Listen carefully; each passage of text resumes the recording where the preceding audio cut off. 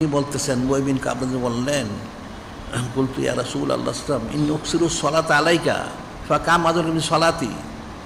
এটা আমরা সবসময় হাদিসটা বলি।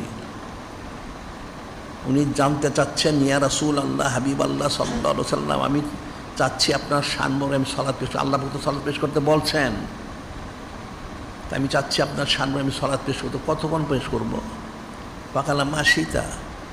নূরে মুজাসসাম হাবিবুল্লাহ সঈদুল মুরসালিন ইমামুল মুরসালিন খাতামুন নবীন হুজুর পাক সাল্লাল্লাহু আলাইহি ওয়াসাল্লাম, তিনি বলেন আপনি যতক্ষণ পারেন, আল্লাহ ভক্ত বলেছেন তোমার পেশ করেন। কতক্ষণ পেশ করবে এটা তো বলে দেন নাই, তার মানে কতক্ষণ করবো? যে আপনি যতক্ষণ পারেন। তাহলে আর রুবা ইয়া রাসূলুল্লাহ হাবিব আলাইহিস সালাম, তাহলে আমার জিন্দি অর্থাৎ যে 24 ঘন্টা ছিল তার মধ্যে 1/4 6 ঘন্টা।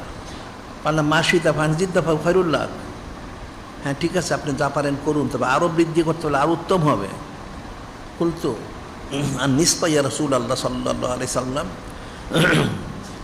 এরপর বললেন তাহলে অর্ধেক সময় 12 ঘন্টা ইয়া রাসূলুল্লাহ হাবিবাল্লাহ সাল্লাল্লাহু আলাইহি সাল্লাম।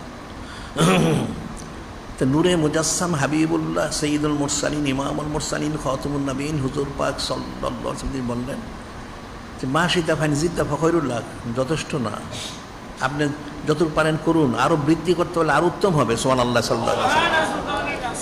বলতো ফাসসুলুসাইন ইয়া রাসূলুল্লাহ হাবিবাল্লাহ সাল্লাল্লাহু আলাইহি ওয়াসাল্লাম, 3/2 16 ঘন্টা।